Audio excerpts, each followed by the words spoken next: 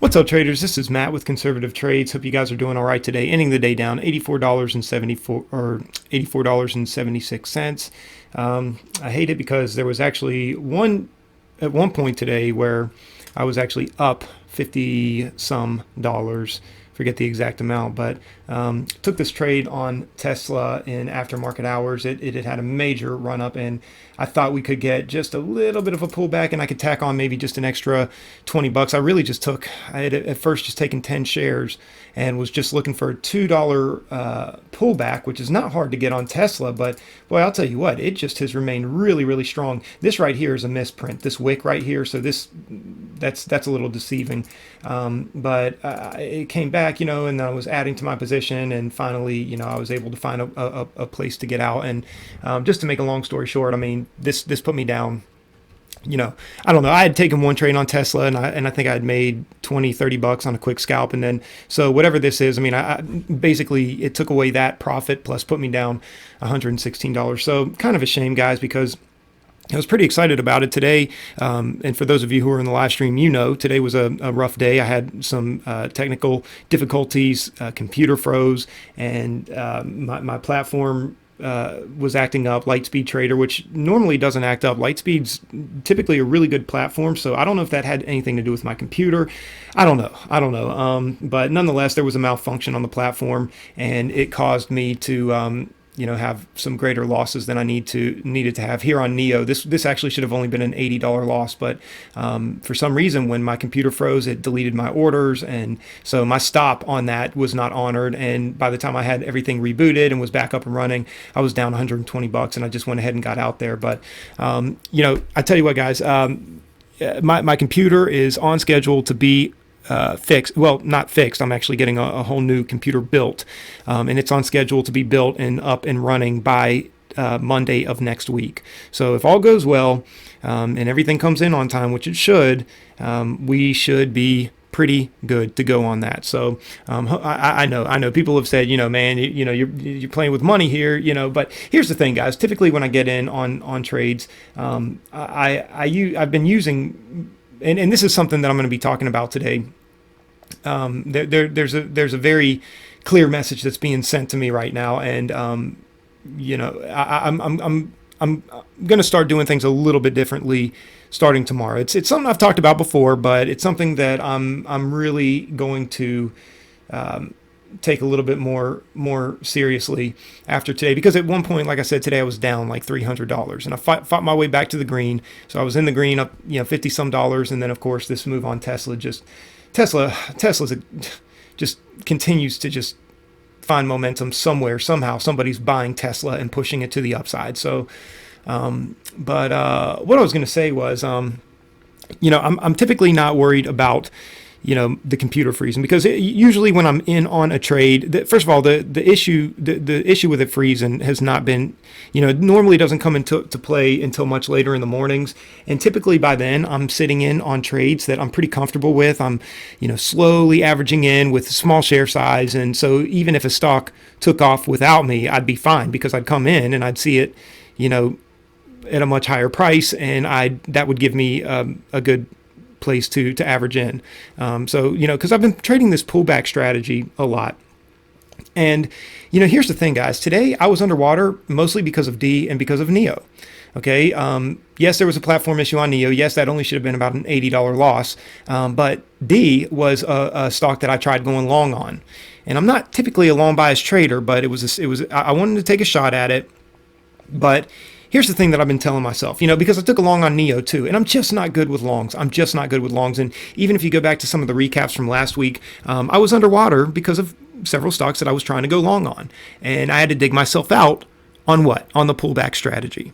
So this pullback strategy has been really working well for me, and I just need to stick to it, and I just need to have patience each day and wait for these pullback strategies. The only long type of trade setups that I'm comfortable taking is reversals, and it's typically it's pretty much like the same thing as the pullback trading. When I'm shorting into stuff like this, typically when you see something like this on a 5-minute chart, if you can get in right here and start shorting into it, even if you're able to build a little more position, even if it goes a little more extended and goes a little bit more against you, you can average in enough to where eventually it's going to get this drop. Now, Tesla, I was taking a shot. I was taking too many chances on Tesla with it just being at all-time highs. There's no previous area of resistance. I'm usually much more careful on stocks like this. Typically, my pullback strategy has to have several things lined up. First of all, it's got to be, well, you know what? I tell you what, here, I'll show you here on, where was it? Roku. I'll show you on Roku. So Roku, I got in Roku. Actually, let me pull up my studies. I didn't even have my studies up this entire time. So show execution. So here on Roku, you can see I got in here because we were meeting a previous area of, this looked like it could be a double top. So if I'm seeing an area that's a previous area of resistance, or, where it could be a double top or even a triple top, and if I'm looking on the daily chart and it looks like, there's some other areas that are lining up there, I'll go ahead and start getting in. And this was actually supposed to just be a quick scalp. This is where my computer froze. So I had two things that kind of went wrong with me, because I had an order, a stop loss order on NEO, which obviously once my computer froze, the platform malfunctioned and it bypassed that. So by the time I had things up and running, like I said, I was down an extra $40. So, okay. So that was one thing. The other thing was Roku. I actually had an order right here, and I should have gotten out at that and had made a little bit of money on Roku on that. Because here's the other thing to the pullback strategy. I don't go in with full size, because I'm always looking at these stocks thinking they could go much higher. And so by the time I got my platform fired back up and I got back in, obviously I saw that it never took my order, and it was continuing to make a move up. Well, it still looked good to start averaging in on. Why? Because on the daily chart, it looked like we were going to be coming up on some pretty heavy resistance up here. Okay, and we did. You can see that we did. There was also something else, another common denominator I was looking at. Roku, every time it seems to push up into these areas from back here, if you look here, there's always a sell-off. There was a sell-off here, pushed up again on this day. And look, see this wick? This is because there was a sell-off. And then the next day, it started a 2-day sell-off, right? Then it comes up again here. Now, here is the one time where it wasn't a sell-off, but the next day, you could see it gapped down, and sold off. Pushed up, tried pushing up again to that area. Look over here, right here, and ended up being a 2-day sell-off, right? So came back up again, and look, wicks here, wicks here. Okay, every time it pushes up kind of in this general area, you're seeing wicks. And then same thing here. Thursday, same thing happened. And so today I was expecting the same thing to happen. Okay, so that's what I was looking at. And so when I'm taking pullback trades, I'm typically looking for strong areas of daily resistance. And I'm even checking to see what, other candles look like, other daily candles look like. And I'm also just scaling in with small share size. And by the time I get up here, I build a good position. Well, here I saw, so here's the thing. This right here should have been a profit. And then when it went back up to here, when I got in here, this actually could have been a little bit of a profit. And then when it came up to here, sometimes I'll take out only some of my shares and see if it'll continue to get the move up. I probably would have done that here, and I probably would have added right here to my shares. And when I saw that it was having a hard time meeting the tops here, then I probably would have added again here with a stop over here, right? Because this would have been the breakout point.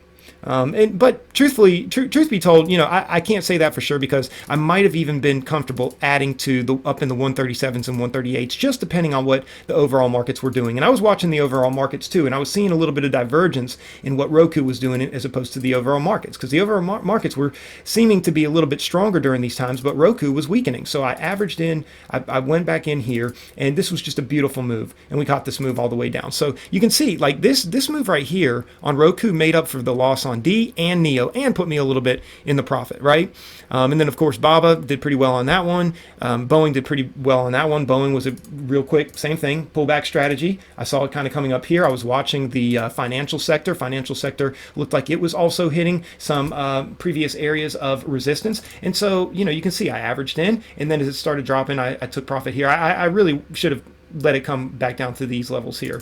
But I was just trying to tack on a little bit of profit. This was really just paying for commissions at that point. And again, at this point, I was actually up over $50 on the day. And again, it just wasn't until the end of the day I took that move on Tesla, and then this happened. So down 116 bucks on that. So it's very unfortunate. It just so happened to be one of those things. I really did not foresee Tesla getting bought all the way back up to, look, you can see here, it's almost at 1400. I really thought that it was very well overextended. But again, I have to remind you, I should have just been a little bit more cautious on it because there was no previous area of resistance. And anytime I'm shorting into pullbacks that have no previous area of resistance, I am extra cautious. BABA is a perfect example of that. As you can see here, BABA on the daily. Look up, over, left. There's no previous area of resistance. But what had happened was BABA had a very significant run up. You can see here, I did try shorting here, ended up having to get out. So I did have a little bit of a loss, and I waited for all this to happen. And really, I was just looking for a move, basically back down to these levels right here, and we ended up getting it. Hindsight, I got out way too early, right? But no, actually, I didn't. I take that back. Look at this. I did hold on to a piece all the way over to here. Oh, and I had to go. I had to leave. So there was nothing I could do. I probably would have taken it down here, but there was nothing I could do. By the time I got back, it was coming back up here. So I went ahead and got out that last piece. But really good move here.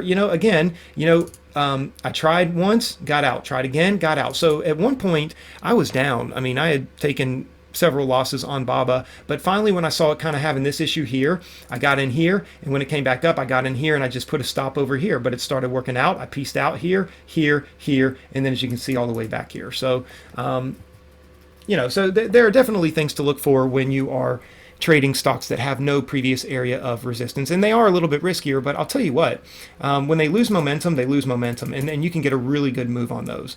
So anyway, guys, that's all I got for today. Point blank, wasn't the best day, but we're going to come back here tomorrow. We're going to be ready to fire things back up again. And to those of you who were in the live stream, looking forward to seeing you guys tomorrow. Again, we will have this computer fixed here pretty soon. Well, we'll have a brand new computer up and running here pretty soon. So very much looking forward to that. And so, guys, just bear with me through this week. If we go through a few more freezes, just like I said, bear with me. We will not be having this issue this time next week. So anyway, guys, have a great rest of your night. I'll see you tomorrow. Take care.